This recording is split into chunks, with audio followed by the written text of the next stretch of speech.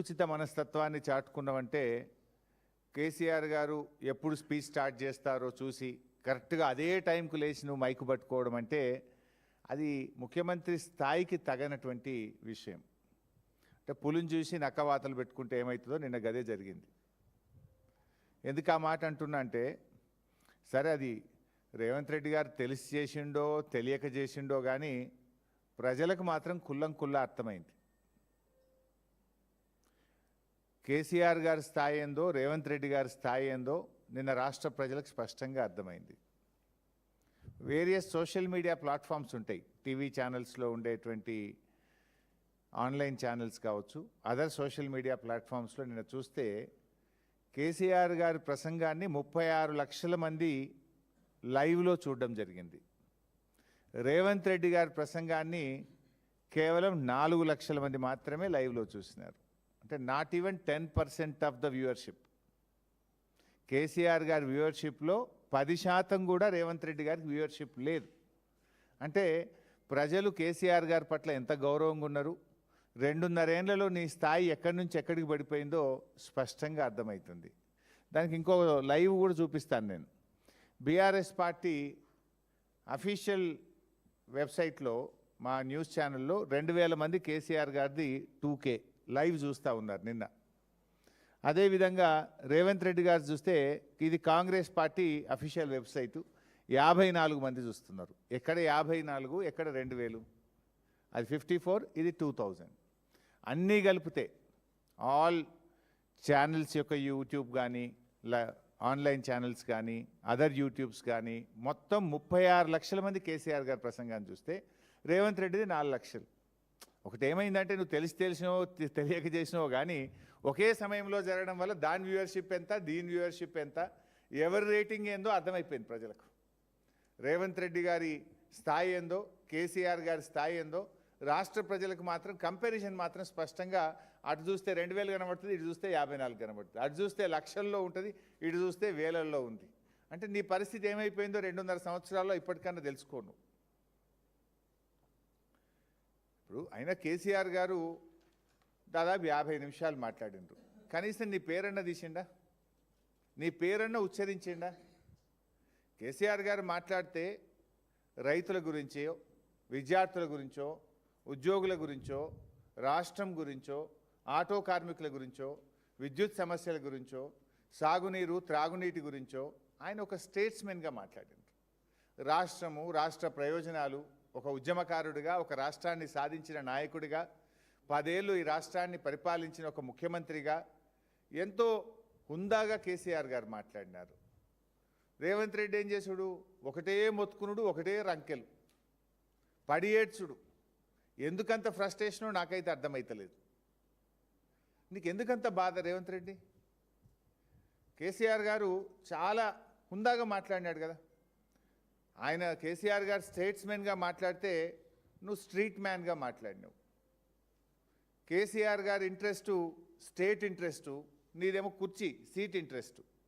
ఆయనది స్టేట్ ఇంట్రెస్ట్గా ఉండే ఉపన్యాసము, నీది సీట్ ఇంట్రెస్ట్గా ఉండే నీ ఉపన్యాసం. నేను మళ్ళీ గెలుస్తా, నేను మళ్ళీ వస్తా, ఇదే కదా నువ్వు మాట్లాడింది. అసలు అయ్యేదా పోయేదా? అది నువ్వు తల కిందికి పెట్టి కాళ్ళు మీదికి పెట్టినా బీఆర్ఎస్ ప్రభుత్వం వచ్చేది ఖాయం. దాన్ని ఆపడం నువ్వు కాదు, నీ తాత జేజమ్మ తరం కూడా కాదు. అది స్పష్టంగా వ్యూలోనే కనబడుతుంది కదా. వ్యూస్లో ప్రజల మూడు, it indicates the mood of the people. 36 లక్షల మంది కేసీఆర్ ప్రసంగాన్ని చూడడం, 4-5 లక్షలు కూడా నీకు చూడలేదంటేనే that is the mood of the state, that is mood of the people.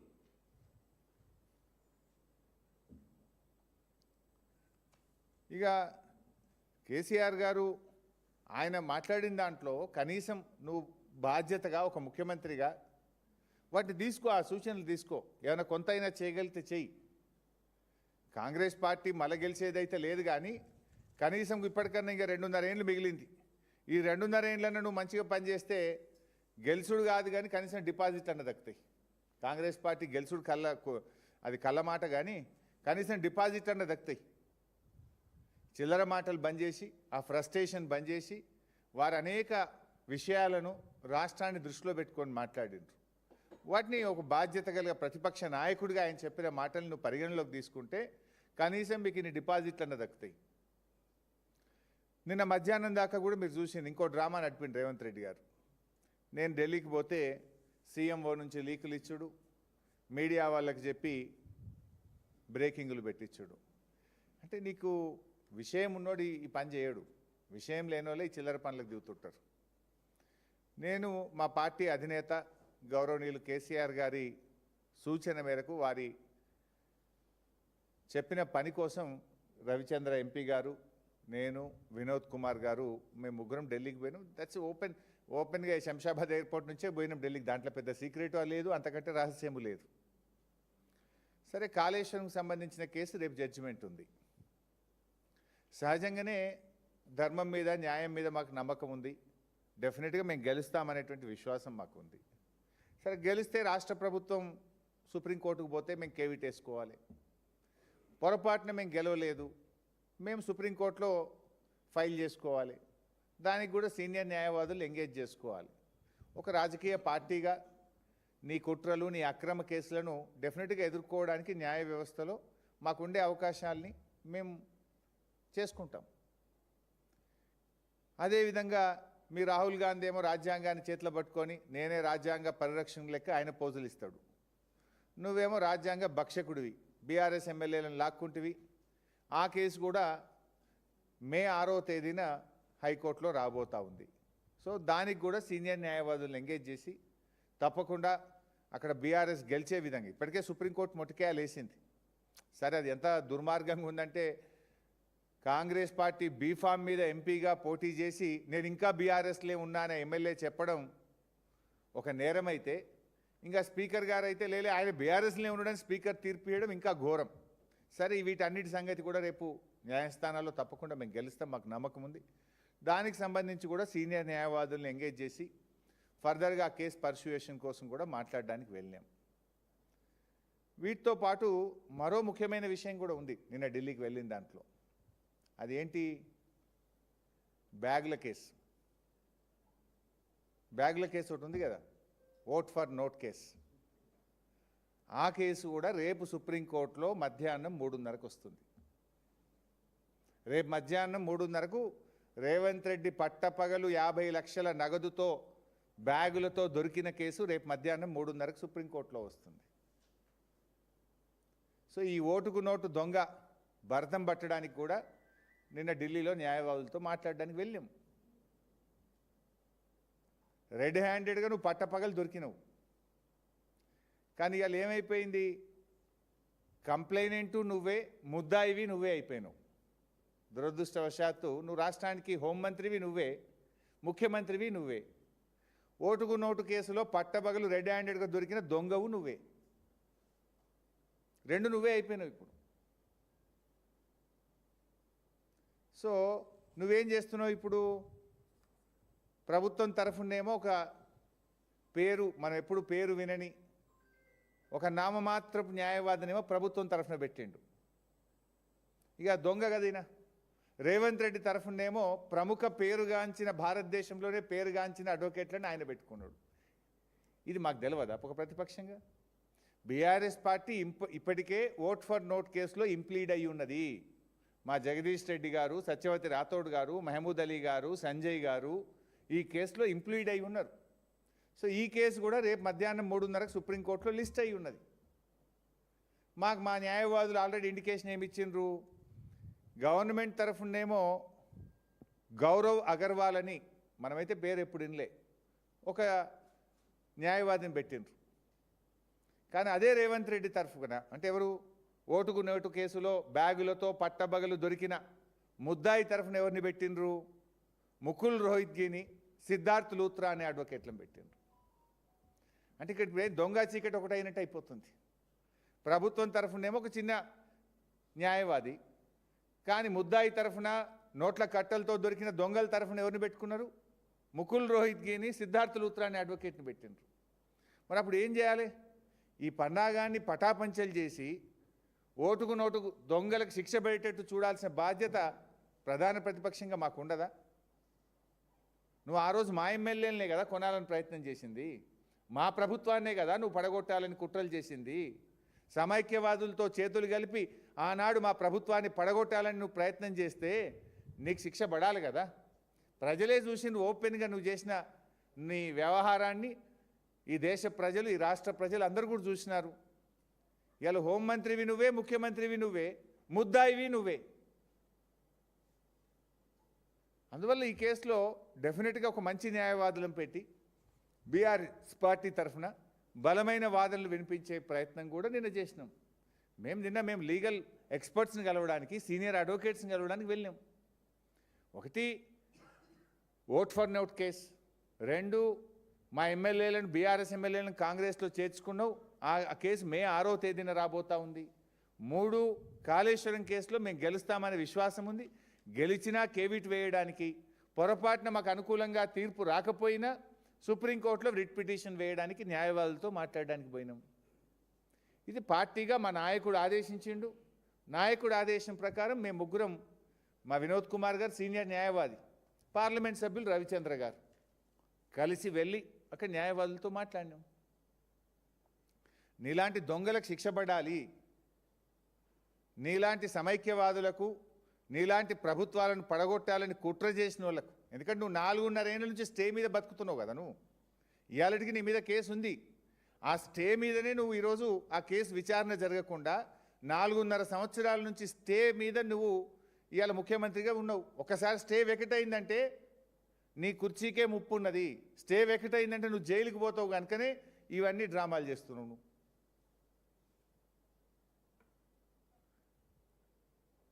ఇవాళ మొన్న ఏం జరిగిందో నేనే బయట పెట్టినా.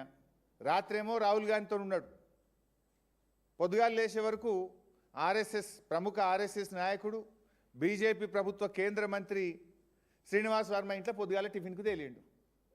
నీకు అలవాటు, పొద్దుకి కాంగ్రెస్, పొద్దుగాల బీజేపీ వాళ్ళ ఇంట్లో టిఫిన్లు తినుడు, సాటు కార్లలో తిరుగు నీకు అలవాటు. మేము బాజాప్తానే చేస్తాం ఏం చేసినా. సరే, ఇది అసలు విషయం. మేము పోయింది ఓటుకు నోటు కేసులో దొంగను శిక్ష పడే విధంగా మేము మా పార్టీ తరఫున ఇంప్లీడ్ అయినాం. మేము కూడా సీనియర్ న్యాయవాదులను ఎంగేజ్ చేసి, మా సీనియర్ న్యాయవాదులు రేపు కోర్టులో బలమైన వాదనలు వినిపించడానికి న్యాయవాదులతో మాట్లాడడానికి వెళ్ళాం. అది రేపే ఉంది కేసు. రేపు ఉదయం కాళేశ్వరం కేసు ఉంది, సాయంత్రం ఓట్ ఫర్ నోట్ కేసు ఉంది. సో డెఫినెట్గా మేము వెళ్తాం కదా. నువ్వు మా ప్రభుత్వాన్ని కదా కూలదోయాలని ప్రయత్నం చేసింది. ఆ రోజు నేను శాసనసభ వ్యవహారాల మంత్రిని. ఇట్లా పోతేగా రేవంత్ రెడ్డి గారు, ఆయన కథలు మనం చూసినాం. రైతు భరోసా నిన్ననన్న మొత్తం వేస్తాడేమో అనుకున్నాం. ఆ రోజు సిద్దిపేటకు వస్తే నిలదీస్తారని చెప్తే 1 ఎకరానికి వేసిండు. నిన్న కేసీఆర్ గారు జగిత్యాలకు వస్తే మళ్ళీ 1 ఎకరానికి వేసిండు. మరి మిగతాది ఇంకెప్పుడు వేస్తావు? చెప్పింది 15,000, ఎగ్గొట్టింది 2 రైతు భరోసాలు. ఈ 3వ రైతు భరోసానైనా పూర్తిగా ఇస్తావా అంటే ఇప్పటికే కోతలు అయిపోయినాయి, వడ్లు కల్లాలకు వచ్చినాయి. వడ్లు కల్లాలకు వచ్చినా రైతు బంధు పడలే. రైతు బంధు అంటే పెట్టుబడి సహాయం. పంట చేతికి వచ్చినా నీ పెట్టుబడి సహాయం రాలే. కేసీఆర్ గారు బయటకు వస్తున్నారు, ఆయన గర్జిస్తారని భయపడి నిన్నో డ్రామా నడిపి 1 ఎకరానికి వేసినావు. ఊరిచ్చి 1 ఎకరానికి వేసినావు. అంటే ఇక మళ్ళీ మిగతాది పడాలంటే మళ్ళొక్కసారి కేసీఆర్ బయటకు రావాలి. ఇక ఇట్లా ఎన్నిసార్లు రావాలి? అంటే కేసీఆర్ గారు ప్రశ్నిస్తే తప్ప, బీఆర్ఎస్ పోరాడితే తప్ప రైతు బంధు పడే పరిస్థితి ఉండదా? నువ్వు ఆ రోజు ఏం చెప్పినావు? సిద్దిపేటకు వచ్చినప్పుడు మార్చి 22 నాడు 20 రోజుల్లో మిగతా పైసలు వేస్తా అన్నావు, వేయలే. అంతకుముందు ఏం చెప్పినావు? మున్సిపల్ ఎన్నికల్లో లబ్ధి పొందడానికి మిర్యాలగూడలో మున్సిపల్ సభలో మాట్లాడుతూ ఎన్నికల కోడ్ అయిపోగానే రైతు భరోసా ఇస్తా అన్నావు, వేయలే. సిద్దిపేటలో చెప్పినావు, వేయలే. నిన్న కేసీఆర్ గారు వెళ్తే మొత్తం వేస్తున్నా అన్నావు, మళ్ళీ 1 ఎకరానికి వేసినావు. అంటే 3 5,000 కోట్లు పడ్డాయి, ఇంకా 4,000 కోట్లు పడాలి. అవి ఎప్పుడు వేస్తావు? అంటే నువ్వు ఇలా కేవలం మాటలు చెప్తూ కేసీఆర్ గారి మీటింగ్ను ఏదో నేను డైవర్ట్ చేస్తా అనేటువంటి ఒక పిచ్చి భ్రమల్లో ఓ సభ పెట్టుకొని రైతు భరోసా ఇస్తున్నాను ఒక డ్రామా ఆడినావు. రైతులకు అర్థమైతలేదా? ఈరోజు కేసీఆర్ పుణ్యమే ఆయనతో పడ్డాయి 2,000 కోట్లు, లేకపోతే అవి కూడా పడకపోతుండే అర్థమవుతుంది కదా. మిగతా ఎప్పుడు వేస్తావు నువ్వు? మరి పోయినసారి 9 రోజులు వేసినా డైలాగ్ కొట్టినావు. మరి ఇప్పుడు ఏమైంది? ఇప్పుడు 6 నెలలు అయిపోయింది. 6 నెలల కింద పడాల్సిన రైతు బంధు ఇప్పటికి వాళ్ళే కేవలం 5,000 కోట్లు మాత్రమే పడ్డాయి, ఇంకా 4,000 పడాలి. బడా కాంట్రాక్టర్లకు ఉంటాయి కానీ రైతులంటే నీకు ఉండవు. కాళేశ్వరం ప్రాజెక్ట్ గురించి నిన్న ఒక విషయంలో ఆయనకు థ్యాంక్స్ చెప్పాలి. రేవంత్ రెడ్డి గారికి నేను థ్యాంక్స్ చెప్పాలని కూడా అనుకుంటున్నాను. మొన్నటిదాకా ఒకటి ఏమన్నాడంటే కాళేశ్వరం కుప్పగూలింది అన్నాడు, కాళేశ్వరం కూలిపోయింది అన్నాడు, కాళేశ్వరం 1,00,000 కోట్లు కొట్టుకపోయింది అన్నాడు. నిన్న మాత్రం ఒక సత్యం చెప్పిండు. మేడిగడ్డ 2 పిల్లర్లు గుంగినాయి, దాన్ని రిపేర్ చేస్తాం, కాళేశ్వరం వాడుకుంటాము అన్నాడు. మరి కుప్పగూలితే 2 పిల్లర్లు రిపేర్ అవుతుందా? కుప్పగూలితే మొత్తం కూలిపోవాలి కదా. కాళేశ్వరం మొత్తం కూలిపోతే మొత్తం కొత్తగా కట్టాలి. కూలేశ్వరం అయిందంటే మొత్తం కట్టాలి కదా కొత్తగా. మొత్తం కుప్పగూలిపోయిందంటే మరి మొత్తం 1,00,000 కోట్లతో కొత్తగా కట్టాలి కదా. నిన్నేమంటుండు, 2 పిల్లర్లు పోయినాయి, దాన్ని రిపేర్ చేస్తాం, తొందరగా రిపేర్ చేసి వాడుకుంటాం. అది కూడా నీకు ఎప్పుడు సోయొచ్చింది? సైంటిస్టులు, వాతావరణ శాఖ రాబోయే సంవత్సరం సూపర్ ఎలినో ఉండబోతుంది, తీవ్రమైన కరువు దుర్భిక్ష పరిస్థితులు ఈ దేశంలో రాబోతున్నాయని చెప్పి వాతావరణ శాఖ హెచ్చరిస్తే గప్పుడు నీకు సోయొచ్చింది, గప్పుడు నీకు కాళేశ్వరం గురించి యాదికి వచ్చింది. అసలు నీకు ఎప్పుడు కాళేశ్వరం గురించి నీకు ఒక క్లారిటీ రాలే. ఇప్పుడు 2.5 ఏళ్ళు అయింది, నీకు ఇప్పటికన్నా క్లారిటీ వచ్చింది అనుకున్నా. నీకు ఏ తెలియదు, నా బి తెలియదు. కాళేశ్వరం గురించి నీకు ఏబిసిడీలు కూడా తెలివై. నీకు the beauty of Kaleshwaram, KCR గారు ఎంత గొప్పగా ఆలోచించిండ్రు అంటే, కాళేశ్వరం 3 లెవెల్స్లో పనిచేస్తుంది. మంచి వర్షపాతం ఉంటే మిడ్ మానేర్ నుంచి మాత్రమే మోటార్ లాంచ్ చేయాలి, మిగతా ఈ కరెంట్ బిల్ తక్కువ వస్తుంది. యావరేజ్ రెయిన్ఫాల్ ఉంటే ఎల్లంపల్లి నుంచి మాత్రమే మోటార్ లాంచ్ చేయాలి.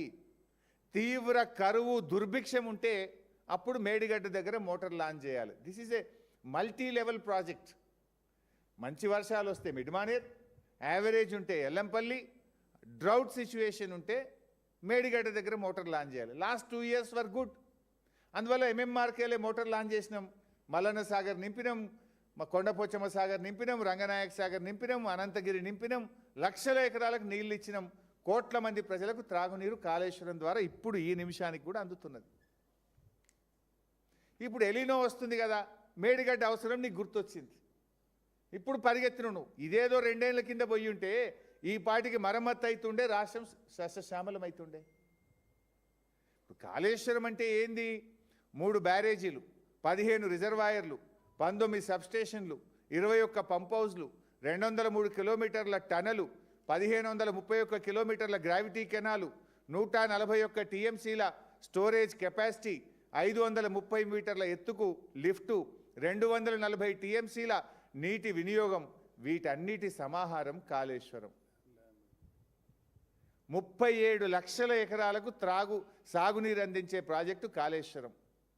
1.5 కోటి మంది ప్రజలకు త్రాగునీరు అందించే ప్రాజెక్టు కాళేశ్వరం.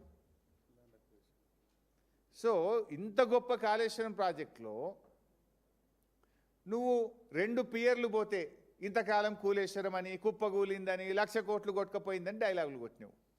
నువ్వు నిన్నగాక మొన్న మూసీకి నీళ్లు తెస్తా అని 8,000 కోట్లతో కొబ్బరికాయ కొట్టిన మల్లన్న సాగర్ ప్రాజెక్టు కాళేశ్వరంలో భాగమే కదా. నువ్వు నిన్నగాక మొన్న గంధమల్ల గడతా అని నల్లగొండలో కొబ్బరికాయ కొట్టినావు కదా, ఆ గంధమల్లకు పోయే నీళ్లు మల్లన్న సాగర్లోని కాళేశ్వరం ప్రాజెక్టు నుంచే కదా. ఇవాళ ప్రజలకు కూడా అర్థమైపోయింది, ఇంతకాలం ముఖ్యమంత్రి అబద్ధాలు చెప్పిండు, కాళేశ్వరం కూలలేదు, కాళేశ్వరంలోని 100 కాంపోనెంట్స్ ఇంటాక్ట్ ఉన్నాయి, ఒక బ్యారేజీలో 2 పియర్స్ మాత్రమే కుంగినాయి అనే విషయం నిన్న ముఖ్యమంత్రి గారు చెప్పకనే నిజాలు చెప్పినందుకు ఆయనకు ధన్యవాదాలు తెలియజేస్తా ఉన్నా. ఇవాళ ఒక విషయం రాష్ట్ర ప్రజలకు అర్థమైంది. నిన్న రేవంత్ రెడ్డి అంటుండు, హరీష్ రావుకు తెలుసో తెలియకనో ఏందో ఇవన్నీ కాళేశ్వరం నీళ్ళు అంటుండు.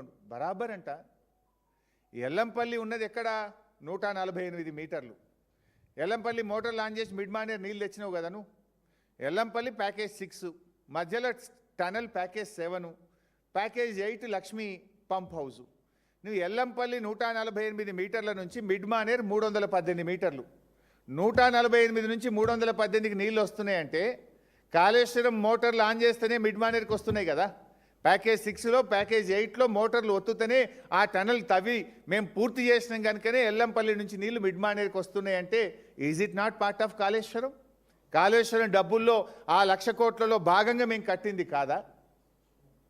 అదేవిధంగా మిడ్ మానేర్ 318, మిడిమానేరు నుంచి అనంతగిరి 397 మీటర్లకు నీళ్ళు వస్తున్నాయంటే ఆ టనల్ను, ఆ కాలువల్ని, ఆ పంప్ హౌస్ను, ఆ సబ్స్టేషన్ను బీఆర్ఎస్ కడితేనే మరి మిడిమానేరు నుంచి అనంతగిరికి వస్తున్నాయి కదా. అనంతగిరి 397 మీటర్లు, అక్కడి నుంచి సిద్దిపేట నియోజకవర్గంలోని రంగనాయక సాగర్ 490 మీటర్ల ఎత్తులో ఉంది. మరి అనంతగిరి నుంచి రంగనాయక సాగర్కు నిన్న కూడా మోటార్లు నడిచినాయి, నిన్న కూడా నీళ్ళు వచ్చినాయి. పంటలకు నీళ్ళు తక్కువ పడితే నిన్న కూడా మోటార్లు నడిచినాయి. 397 నుంచి 490 మీటర్ల ఎత్తుకు నీళ్ళు వచ్చినాయంటే, ఆ టనల్ గుండా వచ్చినాయంటే కాళేశ్వరంలో భాగంగా కట్టిన పంప్ హౌజు, సబ్స్టేషను, ఆ టనలు, ఆ కాలువల వల్లనే రంగనాయక సాగర్కి వచ్చినాయి కదా. ఆ రంగనాయక సాగర్ 490లో ఉంది. రంగనాయక సాగర్ నుంచి నువ్వు ఏదైతే మూసీకి తెస్తా అంటున్న మల్లన్న సాగర్ ప్రాజెక్టు 557 మీటర్ల ఎత్తులో ఉంది. మరి రంగనాయక సాగర్ నుంచి మల్లన్న సాగర్కు నీళ్ళు వస్తున్నాయంటే ఆ పంప్ హౌస్ను, ఆ టనల్ను, ఆ కాలువను, ఆ మల్లన్న సాగర్ను కాళేశ్వరంలో భాగంగా బీఆర్ఎస్ కట్టిందే కదా. 557 మీటర్లలో మల్లన్న సాగర్ ఉంటే అక్కడి నుంచి కొండపోచమ్మ సాగర్ 618 మీటర్లు. మరి ఆ కొండపోచమ్మ సాగర్ 618 మీటర్లకు నీళ్లు పోయినాయి అంటే మల్లన్న సాగర్కి వెళ్ళి ఆ పంప్ హౌస్లు, కాలువలు, సబ్స్టేషన్లు కాళేశ్వరంలో భాగంగా కట్టినాయి కదా. ఇవన్నీ ఇంటాక్ట్ ఉన్నాయి కదా. ఇంటాక్ట్ ఉన్నాయి కనుకనే నువ్వు ఆ నీళ్ళని తెచ్చి మూసీలో పోస్తా అని 8,000 కోట్లతో ఇలా పైపులు ఇస్తున్నావు. ఇంటాక్ట్ ఉన్నాయి కనుకనే యాదాద్రి జిల్లాకు నీళ్లు ఇస్తా అని చెప్పి గంధమల్ల ప్రాజెక్టుకు నిన్నగాక పోయి నువ్వు కొబ్బరికాయ కొట్టొచ్చినావు. ఇంటాక్ట్ ఉన్నాయి కనుకనే రంగనాయక సాగర్ కింద ఇప్పుడు యాసంగిలో లక్షల ఎకరాల పంట పండుతుంది. ఇంటాక్ట్ ఉంది కనుకనే ఇవాళ కొండపోచమ్మ సాగర్ నుంచి భువనగిరి జిల్లా, యాదాద్రి జిల్లా, గజ్వేల్ ప్రాంతంలో ఇవాళ సాగునీరు అందుతున్నది. ఇంటాక్ట్ ఉంది కనుకనే ఇవాళ అన్నపూర్ణ రిజర్వాయర్ నుంచి అద్భుతంగా మానకొండూరు, హుస్నాబాద్, కరీంనగర్ జిల్లాలో ఇవాళ నీళ్ళు అందుతూ ఉన్నాయి. ఇంటాక్ట్ ఉంది కనుకనే మా వరద కాలువ 3 సార్లు మోటార్ లాంచ్ చేస్తే జగిత్యాల జిల్లా, కరీంనగర్ జిల్లా, బాల్కొండ దాకా వరద కాలువ కింద 100 చెరువుల నుండి లక్షల ఎకరాల్లో పంట పండుతున్నది. ఇవి నిజాలు కదా. నీకు ఏ తెలియదు, బీ తెలియదు, లేదా తెలిసినా ఇప్పుడు నిద్రపోయేటోనే లేపచ్చు, కానీ నిద్రపోయినట్టు నటించటం నేను లేపుతాము. నువ్వు తెలియక మాట్లాడుతున్నావా, తెలిసి నటిస్తున్నావా, ఇవాళ రాష్ట్ర ప్రజలకైతే అర్థమైంది. కానీ నిన్న మాత్రం ఒకటి చెప్పినావు, ఎలీనో వచ్చిందని, ఇక రిపేర్ చేస్తాం, 2 రిపేర్లు ఆ 2 పిల్లర్లను అంటున్నావు. ఇప్పటికైనా రాష్ట్ర ప్రజలకు కాళేశ్వరం ఇంటాక్ట్ ఉంది అనే విషయం నిన్నటి ముఖ్యమంత్రి గారి చర్యలతో నిన్నటిదాకా నువ్వు మాట్లాడి అని బొంకుడు మాటలు, అబద్ధాలు, గోబల్స్, విషప్రచారం చేసిన అనేటువంటి విషయం నిన్నటితో రాష్ట్ర ప్రజలకు చాలా స్పష్టంగా అర్థమవుతూ ఉంది. అదేవిధంగా 617 మీటర్ల ఎత్తు కొండపోచమ్మ సాగర్, అక్కడ నీ మేడిగడ్డ 78 మీటర్లు, నీ ఎల్లంపల్లి 148 మీటర్లు. ఇంత దూరం నీళ్ళు వచ్చినాయంటే కాళేశ్వరంలో అంతర్భాగంగానే వచ్చినాయి.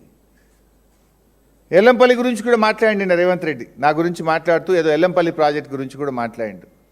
ఎల్లంపల్లి ప్రాజెక్టు మేమే కట్టినాం అని రేవంత్ రెడ్డి చెప్తా ఉండు. ఎల్లంపల్లి ప్రాజెక్ట్ శంకుస్థాపన చేసింది 2004వ సంవత్సరం. 2004వ సంవత్సరం ఎల్లంపల్లి శంకుస్థాపన చేసినప్పుడు నేను ఉమ్మడి ఆంధ్రప్రదేశ్లో ఆ రోజు మంత్రిని. ఇప్పుడు కూడా పోయి చూసుకో శిలాపలకం మీద రేవంత్ రెడ్డి ఎల్లంపల్లి ప్రాజెక్టుకు శంకుస్థాపన చేసిన నాడు రాష్ట్ర మంత్రిగా నా పేరు కూడా శిలాపలకం మీద ఉన్నది. నేను ఆ మీటింగ్లో భాగం. ఎల్లంపల్లి ప్రాజెక్ట్ శంకుస్థాపన అయినాడు షెడ్డీలు వేసుకొని నా వెనక తిరిగినోడు రేవంత్ రెడ్డి. నెక్కర్లు వేసుకొని నా వెనక, నేను మంత్రిగా ఉంటే నా వెనక తిరిగినోడు రేవంత్ రెడ్డి. పంపించమంటే ఫోటోలు పంపుతా, వీడియోలు పంపుతా. పంపమంటావు రేవంత్ రెడ్డి? ఎల్లంపల్లి శంకుస్థాపన చేసినా నేను మంత్రిని, నా వెనుక నెక్కర్లు చెడ్డీలు వేసుకొని తిరిగినోడు ఈ రేవంత్ రెడ్డి. అయినా మీరు పూర్తి చేయలే మీ కాంగ్రెస్ పార్టీ.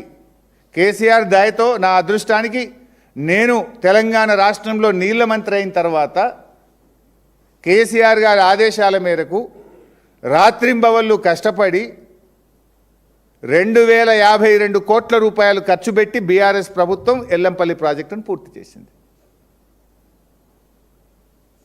ఎల్లంపల్లి ప్రాజెక్టులో రీహాబిలిటేషన్ 13,296 ఇండ్లు మునిగిపోయినాయి. కాంగ్రెస్ ఆ రోజు ఇచ్చింది 1,448 మందికే ఇండ్లు ఇచ్చింది. బీఆర్ఎస్ వచ్చినాక మళ్ళీ 6 కాలనీలు నిర్మించి, ఇండ్లు కట్టించి, వాళ్ళకు డబ్బులు ఇచ్చి, ఆ గ్రామాలను షిఫ్ట్ చేసి, రాయపట్నం బ్రిడ్జిను పూర్తి చేసి, దాదాపు 2100 కోట్ల రూపాయలు ఖర్చు పెట్టి ఎల్లంపల్లిని కేసీఆర్ గారి ఆదేశాల మేరకు నీళ్ల మంత్రిగా నేను పూర్తి చేసిన. నువ్వేందో చిల్లర మాటలు మాట్లాడు. ఏమైంది? ఇట్లా అవాస్పాలైతావు, నువ్వే జోకర్ అయిపోతావు నువ్వు ఇట్లా మాట్లాడితే. ఎస్ఆర్ఎస్పి గురించి కూడా మాట్లాడి 1953 సంవత్సరంలో ఆనాడు ఐ థింక్ నెహ్రూ గారు ప్రారంభించారు ఎస్ఆర్ఎస్పి ప్రాజెక్ట్ను. 50 ఏళ్ళ తర్వాత ఈవెన్ 1963 ఐ బిలీవ్ 50 ఏళ్ళ తర్వాత కూడా ఎస్ఆర్ఎస్పిలో ఎన్నడూ 12 లక్షల ఎకరాలకు నీళ్లు పారలే. 2014లో బీఆర్ఎస్ ప్రభుత్వం వచ్చినాడు ఎస్ఆర్ఎస్పిలో హార్డ్లీ 6 లక్షలు. కేసీఆర్ గారు వచ్చినాక ఎస్ఆర్ఎస్పి టు లోయర్ మానే డ్యామ్ కాలువల్ని బాగు చేసినాం, స్ట్రక్చర్స్ బాగు చేసినాం.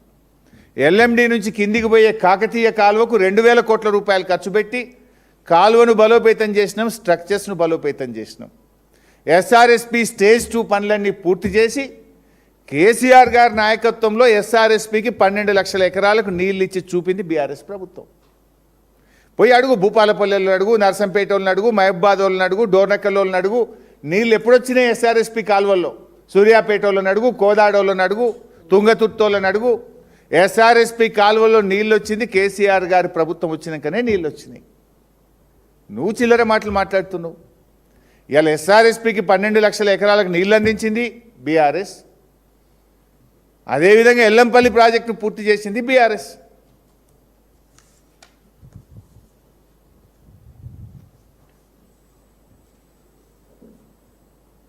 రేవంత్ రెడ్డి గారు నిన్న చాలా విషయాలు మాట్లాడుతూ ఇంకా చాలా ఉన్నాయి కానీ నేను ఎక్కువ దాంట్లోకి పోను. మేము మళ్ళా గెలుస్తాం, అర్థమైంది. అది మేకపోతు గాంభీర్యం. ఇంత 2 ఏళ్ళు కూడా ఎవడు ఎమ్మెల్యే చేతులు ఉండడు, ఎవడు ఆఫీసర్ని కినడు అని మేము మళ్ళా గెలుస్తామని డైలాగ్ కొడుతున్నావు. ఇంత 2 ఏళ్ళు కూడా నీకు నీ అంతరాత్మకు తెలుసు, నీ ఆత్మసాక్షిగా తెలుసు నువ్వు మళ్ళా గెలవని. నువ్వు ఆల్రెడీ చేతులు ఎత్తేసినావు. కాకపోతే ఈ 2 ఏళ్ళు కూడా ఇంత మంత్రి ఎమ్మెల్యేలు ఎవడు చేతులు ఉండడు, ఆఫీసర్లు ఎవడు చేతులు ఉండడని ఏడవైనా నేను మళ్ళీ గెలుతున్నా, నేను ఎందుకు గెలవద్దు అని మాట్లాడుతున్నావు. నువ్వు నీకు అసలు ఎందుకు ఓట్లేస్తారు? రైతు బంధు ఎగ్గొట్టినందుకు రేవంత్ రెడ్డికి మళ్ళీ ఓట్లు వేయాలన్నా? గ్యారంటీలు గాల్లో కలిపినందుకు ఓట్లు వేయాలన్నా? మన నీళ్లు మనకు దక్కకుండా ఆంధ్రాకు దారాదత్తం చేసినందుకు నీకు ఓట్లు వేస్తారా? నువ్వు ఢిల్లీకి 70 సార్లు పోయి మూటలు అప్పచెప్పి ఢిల్లీకి కప్పం కట్టినందుకు నీకు తెలంగాణ ప్రజలు ఓట్లు వేయాలా? 2 లక్షల ఉద్యోగాలు ఇస్తానని నిరుద్యోగ యువకులను మోసం చేసినందుకు నీకు ఓట్లు వేస్తారా? మహిళల్ని కోటీశ్వర్లు చేస్తా, నెలకు 2500 మహాలక్ష్మి ఇస్తా అని మోసం చేసినందుకు నీకు ఓట్లు వేస్తారా? హైడ్రా పేరిట పేదల ఇండ్లు కూల్చినందుకు ఓట్లు వేస్తారా? సింగరేణిలో స్కాముల మీద స్కాములు చేసినందుకు మా సింగరేణి కార్మికులు నీకు ఓట్లు వేస్తారా? నీ తప్పుడు విధానాలతో, హైడ్రా లాంటి పిచ్చి చర్యలతో ఈ రాష్ట్రం యొక్క ప్రతిష్ట దెబ్బతీస్తున్నందుకు నీకు ఓట్లు వేస్తారా? నీ అవినీతి అడ్డగోలు దందాలు ఎక్కడ చూసినా స్కీములు లేవు కానీ రాష్ట్రమంతా స్కాములమయం చేసినందుకు నీకు ఓట్లు వేస్తారా? గురుకులాల్లో 200 మంది పిల్లల్ని పొట్టన పెట్టుకొని ఆ గురుకుల పిల్లలకు నరకయాతన చేసినందుకు నీకు ఓటేయాలా? 20 లక్షల మంది విద్యార్థులకు ఫీజు రియంబర్స్మెంట్ ఇవ్వకుండా పిల్లల భవిష్యత్తును అంధాకారంలో నెట్టినందుకు నీకు ఓట్లు వేస్తారా? ఎస్సీ ఎస్టీ రైతు యూత్ డిక్లరేషన్లు చేసి ఆయా వర్గాలను మోసం చేసినందుకు నీకు ఓట్లు వేస్తారా? ఉద్యోగులను దగా చేసినందుకు నీకు ఓట్లు వేయాలా? రిటైర్డ్ ఉద్యోగులను రోడ్ల మీద తెచ్చినందుకు నీకు ఓట్లు వేయాలా? ఆశాలు, అంగన్వాడీలు, ఆర్టీసీ కార్మికులను ఆగం చేసినందుకు నీకు ఓట్లు వేస్తారా? కుల వృత్తులను ధ్వంసం చేసినందుకు నీకు ఓట్లు వేయాలా? లగచెర్ల రైతులకు బేడీలు వేసినందుకు నీకు ఓట్లు వేస్తారా? ఇట్లా చెప్పుకుంటూ వెలుగు మట్లలో 1000 ఇండ్లు కూల్చినందుకు నీకు ఓట్లు వేయాలా? ఏం చూసి నీకు ఓటేస్తారు? ఇట్లా చెప్పుకుంటూ పోతే కొన్ని వందలు ఉన్నాయి. నువ్వు ఏం చేసినా నిన్నటి రేటింగ్లతోనే అర్థమైపోయింది నీ పని అయిపోయిందని. లక్షల సంఖ్యలో కేసీఆర్ గారికి వ్యూసు, నీకు సింగిల్ డిజిట్ డబుల్ డిజిట్లో నీ వ్యూసు, దాంతోనే నీ సంగతి అర్థమైపోయింది. అందులో ఇంకా నువ్వు చాలా మీడియా మేనేజ్మెంట్ చేసినవాట, అంత చేసినా నీ పని ఉత్తదే అయిపోయింది. నీది ఇంకో టర్మ్ నీ మైండ్ గేమ్ ఏదైతే ఉందో అదంతా కూడా ఉత్తదే. నీకు శుభం కార్డు తప్పదు. నీది ప్రజాపాలన కాదు, పలాయనవాద పాలన. ఖచ్చితంగా మళ్ళీ వచ్చేది కేసీఆర్ గారి ప్రభుత్వమే. ఈ ఉన్న మిగిలిన 2 ఏళ్ళన్నా మంచిగా పనిచేయి, ఓటమైతే నీకు తప్పదు కానీ కనీసం డిపాజిట్లన్నా దక్కుతాయి. Thank you.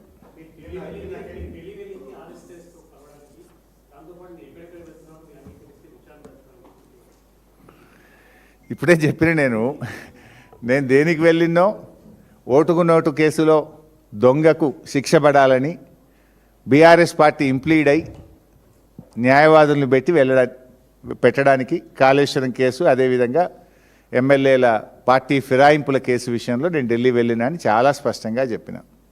ముఖ్యమంత్రి స్థాయి వ్యక్తి ఇంత పచ్చి అబద్ధాలు ప్రచారం చేయడం అంటే ఇంతకంటే దిగజారుతనం ఇంకోటి ఉండదు. నేను మొన్న బయట పెట్టిన కేంద్ర మంత్రి శ్రీనివాస్ వర్మ, ఆర్ఎస్ఎస్ చెందినటువంటి శ్రీనివాస్ వర్మ ఇంటికి రాత్రేమో మేము ఓడగొట్టినాం, బీజేపీ మీద కొట్లాడిని అంటాడు. పొద్దుగాలు లేచేమో బ్రేక్ఫాస్ట్కు వాళ్ళ ఇంట్లో విందులకు వినోదాలకు, పొద్దున బ్రేక్ఫాస్ట్కి పోయిండు, లంచ్ ఇంకొక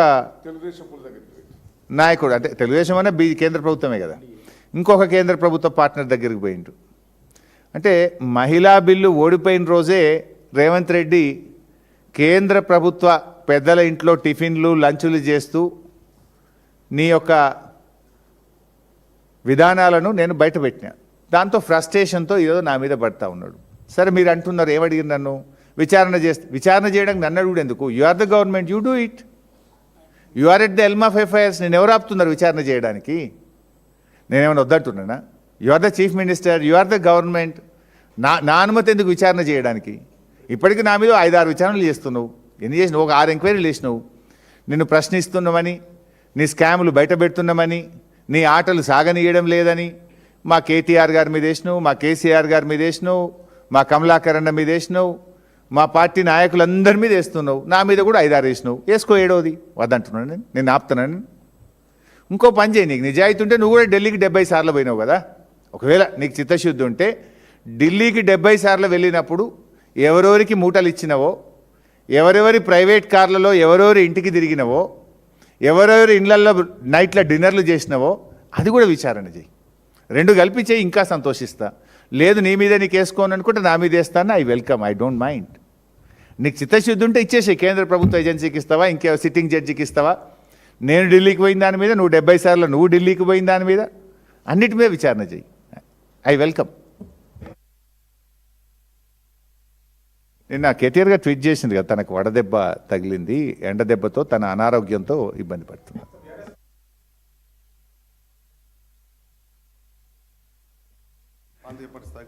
ఇప్పుడే చెప్పినాయి కదా బైసాబ్, రేటింగ్లు అర్థమైంది కదా. కేసీఆర్ గారిదేమో 30 లక్షలకు పైగా చూస్తుంటే అనేది 4-5 లక్షలు కూడా చూస్తలేరు. అదే రెస్పాన్స్కే సంకేతమే. నీ కాంగ్రెస్ పార్టీ అఫీషియల్ హ్యాండిల్లో నీ వ్యూస్ 54, కేసీఆర్ గారు బీఆర్ఎస్ పార్టీ హ్యాండిల్లో views 2000. Where is the comparison? That shows the mood of the people. Parliament సభ్యులు రవిచంద్ర గారు, గౌరవనీయ